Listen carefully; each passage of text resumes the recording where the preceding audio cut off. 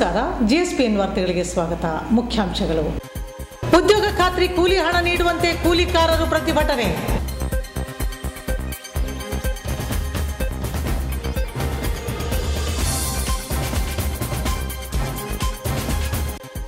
ಬಡಜಿಗ ಜನಾಂಗಕ್ಕೆ 2A ಜಾತಿ ಪ್ರಮಾಣ ನೀಡುವಂತೆ ಒತ್ತಾಯ.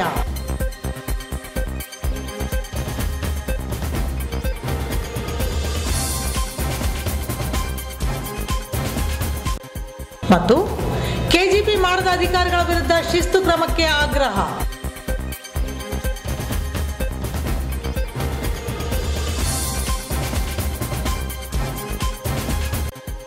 ವಾರ್ತೆಗಳ ವಿವರ. ಉದ್ಯೋಗ ಖಾತ್ರಿ ಕೂಲಿ ಕೆಲಸ ಮಾಡಿದ ಕೂಲಿ ಹಣ ನೀಡುವಂತೆ ಒತ್ತಾಯಿಸಿ ಕೂಲಿ ಕಾರ್ಮಿಕರು ಶ್ರೀರಾಮನಗರ ಗ್ರಾಮ ಪಂಚಾಯಿತಿ ಮುಂದೆ ಪ್ರತಿಭಟನೆ ನಡೆಸಿದರು. ಗಂಗಾವತಿ ತಾಲೂಕಿನ ಭತ್ತದ ನಾಡು ಶ್ರೀರಾಮನಗರದ ಗ್ರಾಮ ಪಂಚಾಯಿತಿ ಮುಂದೆ ಉದ್ಯೋಗ ಖಾತ್ರಿ ಯೋಜನೆಯಡಿ ಕೂಲಿ ಕೆಲಸ ಮಾಡಿದ ಕೂಲಿ ಕಾರ್ಮಿಕರು ಕೂಲಿ ಹಣ ನೀಡುವಂತೆ ಒತ್ತಾಯಿಸಿ ಬೃಹತ್ ಪ್ರತಿಭಟನೆ ನಡೆಸಿದರು. ಕೂಲಿ ಕಾರ್ಮಿಕರಾದ ಶಾಂತಿ, ದುರ್ಗಮ್ಮ, ಲಕ್ಷ್ಮಿ, ಮಾರೆಮ್ಮ, ನಾಗಮ್ಮ, ಅಂಜನಮ್ಮ, ಶೇಖಮ್ಮ ಹಾಗೂ ನೂರಾರು ಸಂಖ್ಯೆಯ ಕೂಲಿ ಕಾರ್ಮಿಕರು ಪ್ರತಿಭಟನೆಯಲ್ಲಿ ಪಾಲ್ಗೊಂಡು ಗ್ರಾಮ ಪಂಚಾಯಿತಿ ಅಧ್ಯಕ್ಷರಾದ ಕರಟೂರಿ ಶ್ರೀನಿವಾಸ್ ಅವರನ್ನು ತರಾಟೆಗೆ ತೆಗೆದುಕೊಂಡರು. ಕೂಲಿ ಹಣ ನೀಡಬೇಕು, ಇಲ್ಲದಿದ್ದರೆ ಹೋರಾಟ ತೀವ್ರಗೊಳಿಸಲಾಗುವುದೆಂದು ಕಾರ್ಮಿಕರು ಎಚ್ಚರಿಕೆ ನೀಡಿದರು. ನಾವು ಕೆಲಸಕ್ಕೆ ಹೋಗಾಕತ್ತೀವಿ, ಲೇಬರ್ ಮಂದಿ, ನಾವು ದುಡಿಯೋರು, ಕಷ್ಟ ಬಿದ್ದು ದುಡಿಯೋರು, ಮಣ್ಣು ತೆಗ್ಯಾಕತ್ತೀವಿ. ಅದು ತೆಗೆದು ಟ್ರಾಕ್ಟರ್ಗೆ ಹಾಕ್ತೀವಿ. ಹೆಣ್ಮಕ್ಳು ಗಂಡು ಮಕ್ಕಳು ಕೊಡ್ತಾರ, ಹಾಕಾಕತ್ತೀವಲ್ಲ. ತಿಂಗಳ ಮಾಡೋ ಕೆಲಸ ತಿಂಗಳ 5 ಪೈಸೆ ನಾವು ಬಂದಿಲ್ಲ. ನಾವು ಏನು ತಿನ್ಬೇಕು, ಮಕ್ಕಳ ಮರಿಗೆ ಏನು ತಿನ್ನಿಸ್ಬೇಕು? ದುಡ್ಡು ಕೂಡ ಹಾಕಿಲ್ಲ, ಏನು ತಿನ್ಬೇಕು? ಅವ್ರು ಗಂಗಾಳ ಕೊಟ್ಟು ಊರಾಗ ಕಳ್ಸ್ಬೇಕೇನು ಮಕ್ಕಳಿಗೆ? ಏನು ತಿನ್ಬೇಕು?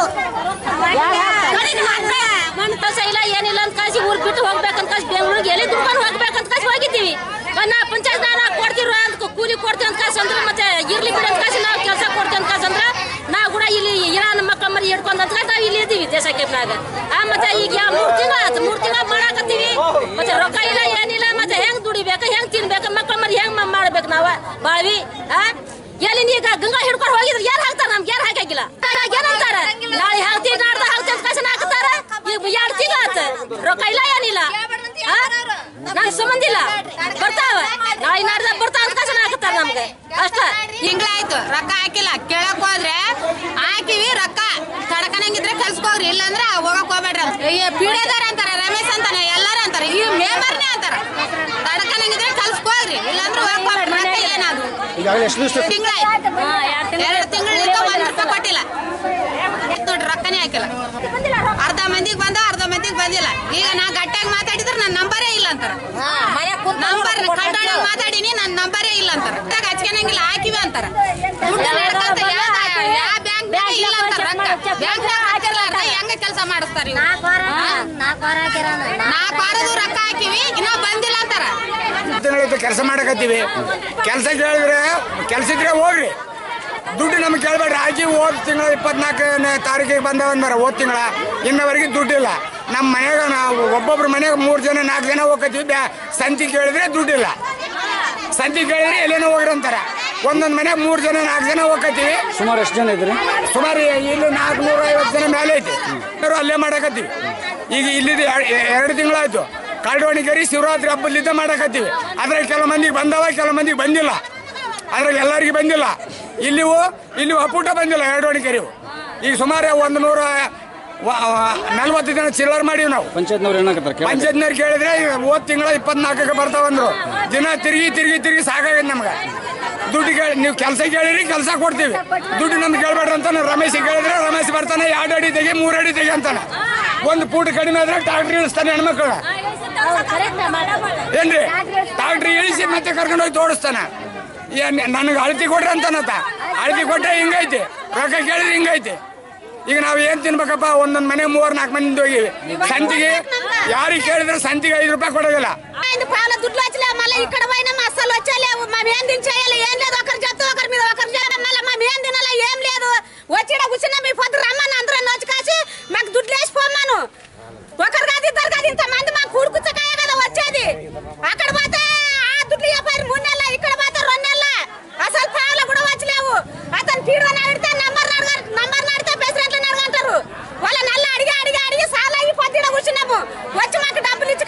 ಬಣಜಿಗ ಜಾತಿಯ ಜನಾಂಗಕ್ಕೆ ಶಿಕ್ಷಣಕ್ಕಾಗಿ ಪ್ರವರ್ಗ 2A ಹಾಗೂ ಉದ್ಯೋಗಕ್ಕೆ ಪ್ರವರ್ಗ 3A ಜಾತಿ ಪ್ರಮಾಣ ಪತ್ರ ವಿತರಣೆ ಮಾಡುವಂತೆ ಒತ್ತಾಯಿಸಿ ಬಣಜಿಗ ಸಮಾಜದ ಮುಖಂಡರು ತಹಶೀಲ್ ಕಚೇರಿಯ ಮುಂದೆ ಪ್ರತಿಭಟನೆ ನಡೆಸಿದರು.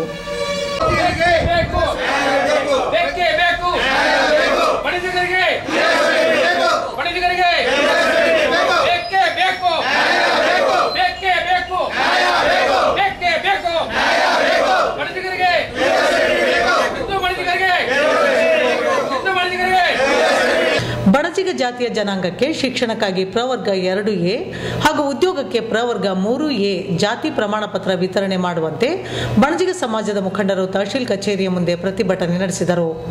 ಸಮಾಜದ ತಾಲೂಕಾ ಅಧ್ಯಕ್ಷ ವಿ ಮಲ್ಲಿಕಾರ್ಜುನ ಮಾತನಾಡಿ, ಬಣಜಿಗ ಜಾತಿಯ ಜನಾಂಗಕ್ಕೆ ಶಿಕ್ಷಣಕ್ಕಾಗಿ ಪ್ರವರ್ಗ 2A ಹಾಗೂ ಉದ್ಯೋಗಕ್ಕೆ ಪ್ರವರ್ಗ 3A ಜಾತಿ ಪ್ರಮಾಣ ಪತ್ರ ನೀಡಲು ಆದೇಶವಾಗಿರುತ್ತದೆ. ಈ ಹಿಂದೆ ಅಧಿಕಾರಿಗಳು ವಿತರಣೆ ಮಾಡಿದ್ದಾರೆ.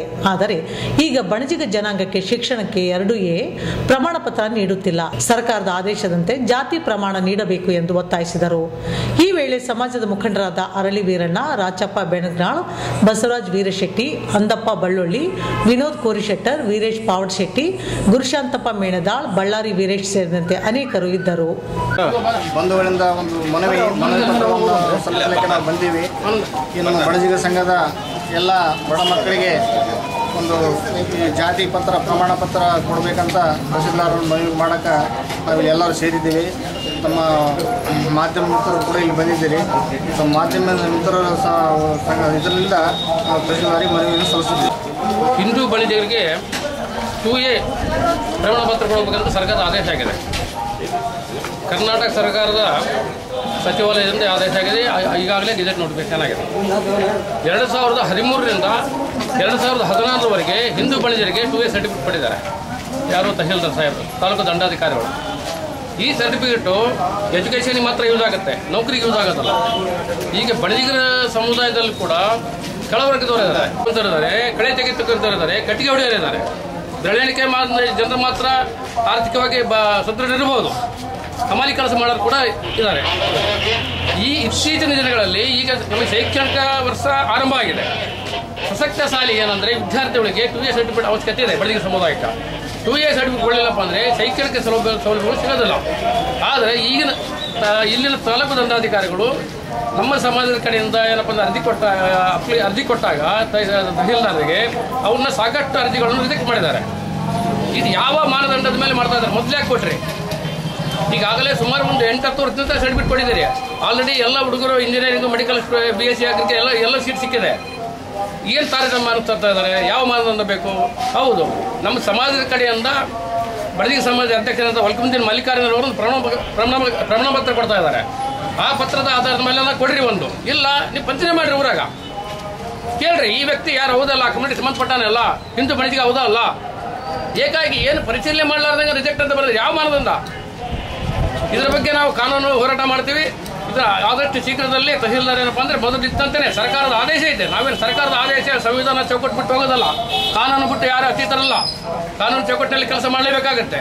ಸರ್ಕಾರದ ಆದೇಶವನ್ನು ತಹಸೀಲ್ದಾರರು ಉಲ್ಲಂಘನೆ ಮಾಡ್ತಾ ಇದ್ದಾರೆ. ಇದರ ಬಗ್ಗೆ ಏನಪ್ಪ ನಮ್ಮ ಸಮಾಜ ಕಡೆಯಿಂದ ಸಮಾಜಾಧ್ಯಕ್ಷರು ರಾಜ್ಯ ಮಟ್ಟದ ಕಾರ್ಯವ್ಯಾಪಿ ಹೋರಾಟ ಅಂತ ಹೇಳ್ತೀವಿ. ಪೌರ ಕಾರ್ಮಿಕರ ನಗರದ ವಿನ್ಯಾಸದ KGP ಮಾಡುವಲ್ಲಿ ಸುದೀರ್ಘ ವಿಳಂಬಕ್ಕೆ ಕಾರಣರಾದವರ ವಿರುದ್ಧ ಶಿಸ್ತಿನ ಕ್ರಮ ಜರುಗಿಸುವಂತೆ ಒತ್ತಾಯಿಸಿ ಕರ್ನಾಟಕ ರಾಜ್ಯ ಪೌರ ಸೇವಾ ನೌಕರರ ಸೇವಾ ಸಂಘದಿಂದ ತಹಶೀಲ್ ಕಚೇರಿ ಮುಂದೆ ಧರಣಿ ನಡೆಸಿದರು. ಪೌರ ಕಾರ್ಮಿಕರ D ದರ್ಜೆ ನೌಕರರ ನಿವೇಶನದ ವಿನ್ಯಾಸ KGP ಮಾಡುವಲ್ಲಿ ಸುದೀರ್ಘ ವಿಳಂಬಕ್ಕೆ ಕಾರಣರಾದವರ ವಿರುದ್ಧ ಶಿಸ್ತಿನ ಕ್ರಮ ಜರುಗಿಸುವಂತೆ ಒತ್ತಾಯಿಸಿ ಕರ್ನಾಟಕ ರಾಜ್ಯ ಪೌರ ಸೇವಾ ನೌಕರರ ಸೇವಾ ಸಂಘದಿಂದ ತಹಶೀಲ್ ಕಚೇರಿಯ ಮುಂದೆ ಧರಣಿ ನಡೆಸಲಾಯಿತು. ಸಂಘದ ತಾಲೂಕಾ ಅಧ್ಯಕ್ಷ ರಗಡಪ್ಪ ಮಾತನಾಡಿ, ಗಂಗಾವತಿ ನಗರ ಪ್ರದೇಶದ ವ್ಯಾಪ್ತಿಯಲ್ಲಿ ಬರುವ ವಿರುಪಾಪುರ ಗ್ರಾಮದ ಸರ್ವೆ ನಂಬರ್ 56ರಲ್ಲಿ 4 ಎಕರೆ 29 ಗುಂಟೆ ಪ್ರದೇಶವು ಗಂಗಾವತಿ ನಗರಸಭೆ ಸ್ವಾಧೀನದಲ್ಲಿದ್ದು, ಈ ಯೋಜನೆ ಪ್ರಾಧಿಕಾರವು ವಿನ್ಯಾಸವನ್ನು ನಿಯಮಾನುಸಾರ ರಚಿಸಿದ್ದು, ವಿನ್ಯಾಸದಲ್ಲಿಯೇ ಪೌರ ಕಾರ್ಮಿಕ D ದರ್ಜೆ ನೌಕರರಿಗೆ ನಿವೇಶನ ನೀಡುವುದಕ್ಕೆ ಜಿಲ್ಲಾಧಿಕಾರಿಗಳು KGP ಮಾಡಲು ಆದೇಶಿಸಿದ್ದಾರೆ. ಆದರೆ ನಗರಸಭೆ ಅಧಿಕಾರಿಗಳು ಇದುವರೆಗೆ ಯಾವುದೇ ಕೆಲಸ ಮಾಡಿಲ್ಲ. ಕೆಲಸ ಮಾಡದೇ ಇರುವವರ ವಿರುದ್ಧ ಶಿಸ್ತು ಕ್ರಮ ಜರುಗಿಸುವಂತೆ ಒತ್ತಾಯಿಸಿದರು. ಈ ವೇಳೆ ಷಣ್ಮುಖಪ್ಪ, ರಾಮಣ್ಣ, ಪಂಪಣ್ಣ, ಸೈಯದ್ ನೂರು, ಸುಶೀಲಮ್ಮ, ಅಯ್ಯಮ್ಮ, ಭಾಗ್ಯಮ್ಮ ಸೇರಿದಂತೆ ಅನೇಕರು ಇದ್ದರು. ಸರ್ಕಾರ ಪೌರ ಕಾರ್ಮಿಕರಿಗಾಗಿ ನಿವೇಶನಗಳನ್ನು ಹಂಚಿಕೆ ಮಾಡುವುದಕ್ಕೆ ಆದೇಶ ಮಾಡಿದೆ. ಸರ್ಕಾರದ ಆದೇಶದಂತೆ ನಿವೇಶನಗಳ ಹಂಚಿಕೆಗೆ ಸಂಬಂಧಪಟ್ಟಂತೆ ತಹಸೀಲ್ ಕಾರ್ಯಾಲಯದಲ್ಲಿರ್ತಕ್ಕಂತಹ ಭೂಮಾಪನ ನಿರ್ದೇಶಕರ ಕಾರ್ಯಾಲಯದಲ್ಲಿ ಕಳೆದ 8 ತಿಂಗಳುಗಳಿಂದ ನಮ್ಮ ಕಡತ ಪೆಂಡಿಂಗ್ನಲ್ಲಿದೆ.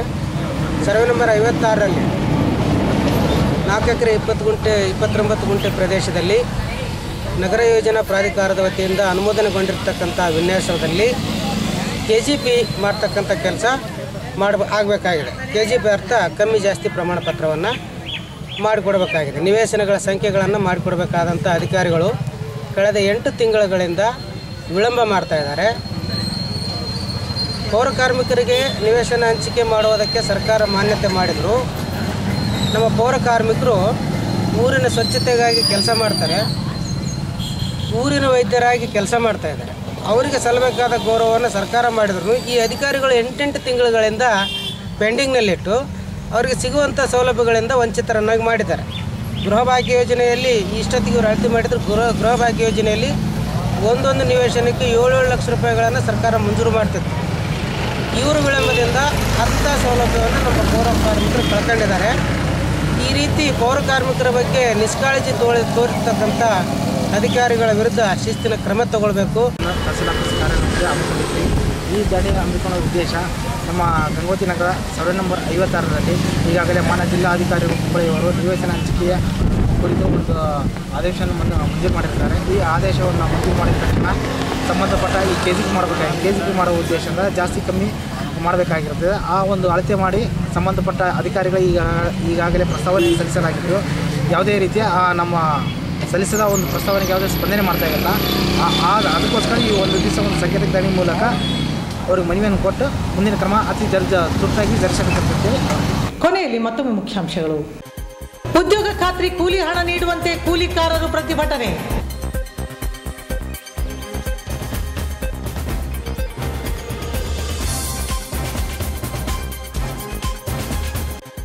ಬಡಜಿಗ ಜನಾಂಗಕ್ಕೆ 2A ಜಾತಿ ಪ್ರಮಾಣ ನೀಡುವಂತೆ ಒತ್ತಾಯ.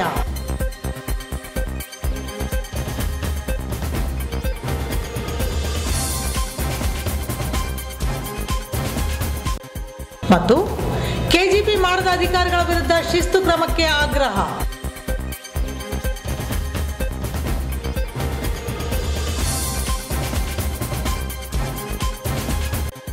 ಮುಂದಿನ GSPN ವಾರ್ತಾ ಸಂಚಿಕೆಯೊಂದಿಗೆ ಮತ್ತೆ ಭೇಟಿಯಾಗೋಣ. ವಂದನೆಗಳು.